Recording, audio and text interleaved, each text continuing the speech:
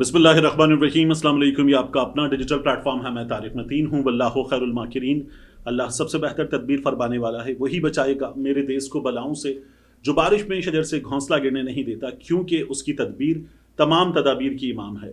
इमरान खान साहब ने सबसे क्लियर वर्ड्स में ये बता दिया है, ये जो मादनियात के हवाले से बिल है, माइंस एंड मिनरल्स बिल, इस पर इमरान खान साहब ने हिदायत दे दी है, जिनसे कोई प्रोग्रेस नहीं होगी। अलीमीन गंडापुर की उनसे मुलाकात करवाई जाए, पॉलिटिकल लीडरशिप की मुलाकात करवाई जाए, उसके बाद इस पर बात होगी। तो इमरान खान साहब ने हर किस्म की प्रोग्रेस से रोक दिया है खैबर पख्तूनख्वा की हुकूमत को, गंडापुर हुकूमत को।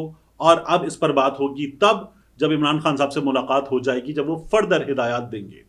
तो मैंने आपसे कहा था कि इमरान खान की बहनें कह रही हैं रिलीज से मशरूत करें, गंडापुर साहब कहते हैं मंजूरी से मशरूत करते हैं। इमरान खान साहब ने रोक दिया है। बैरिस्टर गौहर गए अडियाला जेल के अंदर और मुलाकात करके आए। एक बार फिर अथॉरिटीज ने वही किया कि सलमान अकरम राजा साहब को इमरान खान साहब से मुलाकात नहीं करने दी।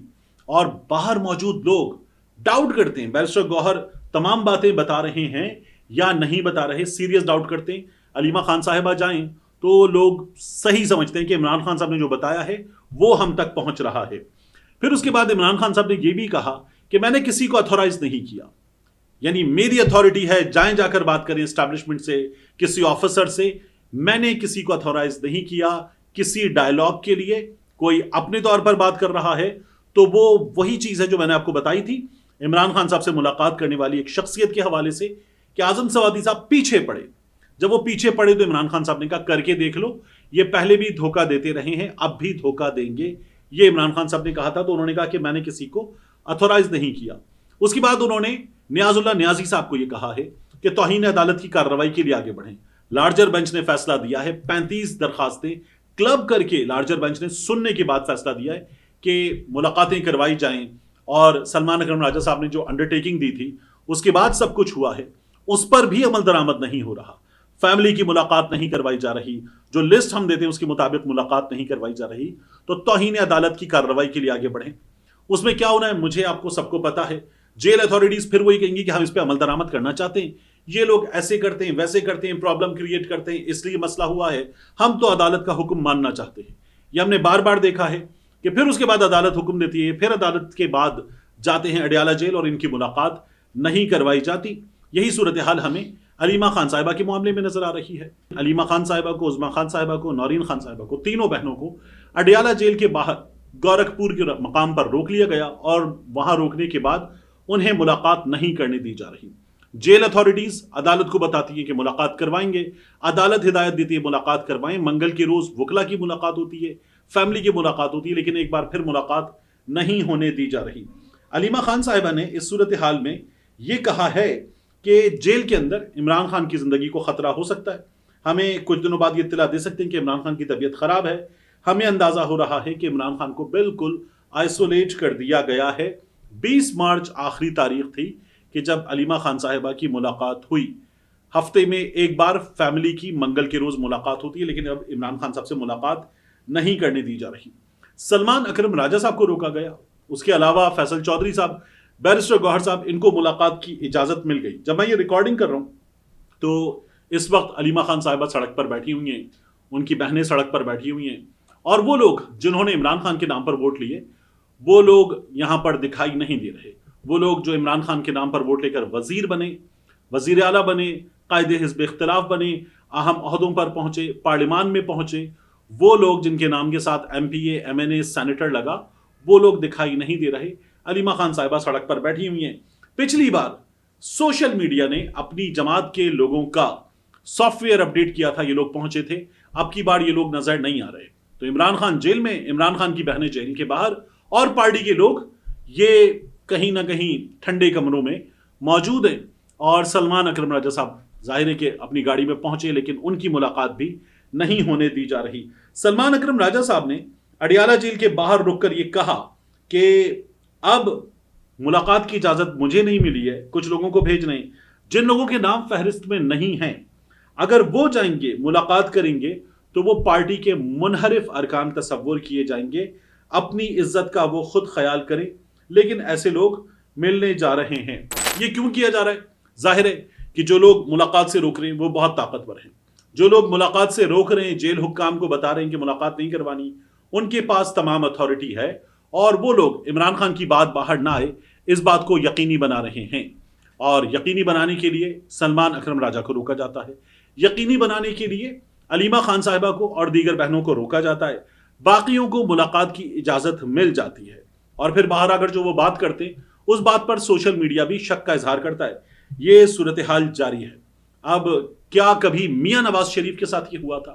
ہم نے شہزاد اقبال صاحب کو دیکھا تھا، وہ بتاتے تھے کہ ایک دن میں وہاں جیل سپرنٹینڈنٹ کے کمرے میں اے سی چلا کر میاں صاحب پورے دن میں 10 کی ٹولیوں میں لوگوں سے ملاقاتیں کرتے تھے، اور 6-7 گھنٹے یہ سلسلہ جاری رہتا تھا۔ یہاں فیملی کے لوگ ملاقات کرتے ہیں 30 منٹ، وکلا ملاقات کرتے ہیں 30 منٹ، بحث کر کے اس کو بڑھا لیتے ہیں 45 منٹ تک، اور اس میں جو لوگ ملاقات کرنے گئے ہیں ان کے پیچھے بھی اور عمران خان صاحب کے پیچھے بھی پولیس والے کھڑے ہوتے ہیں، اور ہر چیز رپورٹ اور ریکارڈ کی جاتی ہے۔ یہ باتیں ہمارے سامنے اس وقت ظاہر ہے کہ آ رہی ہیں۔ عجیب و غریب ہے، بہت عجیب و غریب ہے کہ یہ ہو رہا ہے، اور عدالت کے احکامات کے باوجود ہو رہا ہے، اور ظاہر ہے کہ یہ کوئی اور کر رہا ہے۔ اس کے علاوہ میں آپ سے عرض کروں، ہمیں آج کیا نظر آیا؟ خالد یوسف چودھری صاحب پہنچے تھے، عمران خان صاحب کی بچوں سے بات کروائی جائے، اور عمران خان صاحب کے معالجین سے ان کا علاج اور ان کا معائنہ کروایا جائے۔ اس کے لیے عدالت نے احکامات دے دیے ہیں کہ یہ کروایا جائے، لیکن یہ بھی عدالت کے پہلے سے موجود احکامات ہیں۔ اس پر جب خالد یوسف چودھری صاحب نے سوشل میڈیا پر الحمدللہ لکھا تو میں حیران تھا کہ وہ کس چیز پر الحمدللہ لکھ رہے ہیں، کیونکہ یہ فیصلہ مل جاتا ہے آپ کو، لیکن اس پر عمل درآمد نہیں ہوتا، اتھارٹیز اس پر عمل درآمد روک دیتی ہیں۔ تو عمران خان کی گفتگو بھی روکنی ہے، اور عمران خان جیل میں ٹھیک ہیں یہ بھی روکنا ہے، اور پھر اس کے بعد باہر شکوک و شبہات پیدا کرنے ہیں۔ یہ ہمارے حکام مسلسل کوشش کر رہے ہیں۔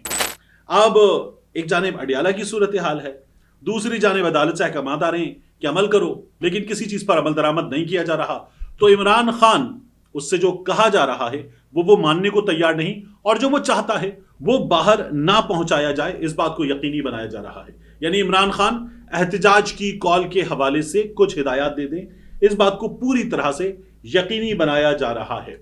اب میں آپ کو بتاؤں کہ جہاں ان اتھارٹیز کا نہیں پتا چل رہا کہ یہ کون ہے، یہ کون اتنا طاقتور ہے کہ عمران خان سے، سابق وزیر اعظم سے ملاقات روک رہا ہے، وہاں ہماری پارلیمان نے ایک اور اعتراف کیا۔ سردار ایاز صادق جو ہاؤس کے کسٹوڈین ہیں، انہوں نے یہ بتایا کہ پارلیمان میں آ کر ایم این ایز کو کس نے گرفتار کیا تھا، پاکستان تحریک انصاف یا سنی اتحاد کونسل سے تعلق رکھنے والوں کو، اس کی میں نے انکوائری کروا لی، اس بارے میں کچھ بھی پتا نہیں چلا۔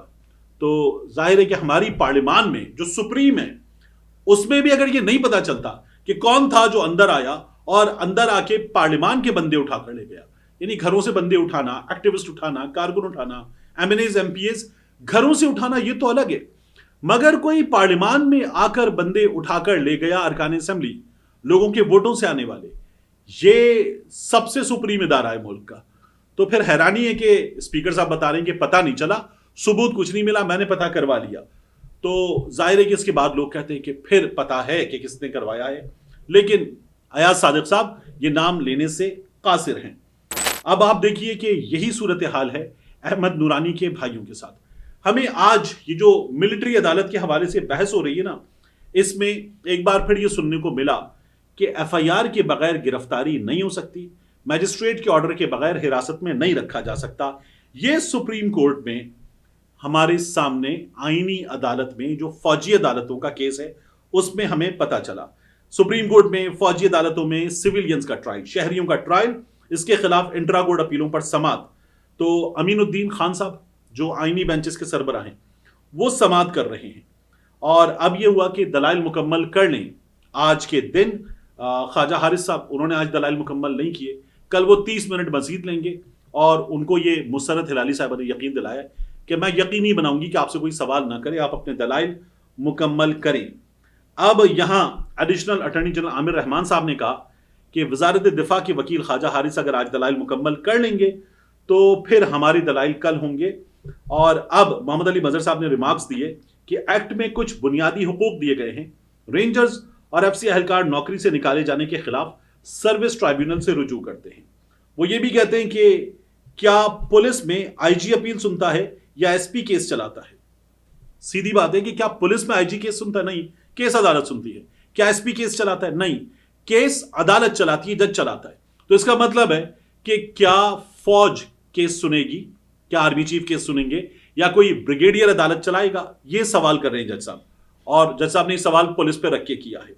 फिर उसके बाद वो कहते हैं भारत में भी आजादाना फोरम दस्तयाब है, एफआईआर के बगैर न गिरफ्तारी हो सकती है, ना ही मजिस्ट्रेट के ऑर्डर के बगैर किसी को हिरासत में रखा जा सकता है। मुझे इस पॉइंट पर आपको लाना था। जब आप इस पॉइंट पर आ जाते हैं तो फिर आपके सामने क्या आता है? आपके सामने आता है कि अहमद नूरानी के भाई जो गायब हैं, जिन्हें गायब हुए महीना होने वाला है, उनकी वालदा अदालत आती हैं, रोते हुए जाती हैं, हमारे सामने विजुअल्स आते हैं और वो कहती हैं ये अदालत नहीं है। इस्लामाबाद हाई कोर्ट में वो कहती है ये अदालत नहीं है। जस्टिस इनाम अमीन मिनहास साहब ये केस सुन रहे हैं। इससे पहले क्या होता था?